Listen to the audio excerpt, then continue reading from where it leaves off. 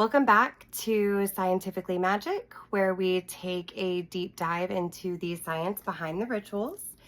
Today is episode 2. We're going to be talking about how burning herbs doesn't just energetically cleanse the air, but it actually chemically also cleanses the air. So when you burn things like sage, Palo Santo, rosemary, things like that, you release plant compounds. And those compounds include things like cineol and camphor. And when these compounds are released, they naturally become antimicrobial. They neutralize any airborne bacteria or fungi. Also, smoke creates negative ions, and negative ions attach itself to things like dust and pollen and allergens and prevent them from being released as breathable air.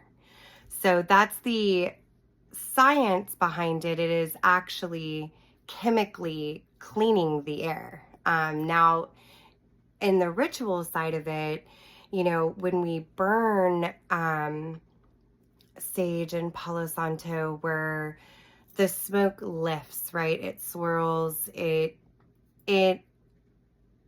cleanses the energy of the air. It releases stagnant and heavy energy. So you're cleansing your space energetically, and it truly feels different. And that's because not only as your headspace you're different, but the actual air is cleaner.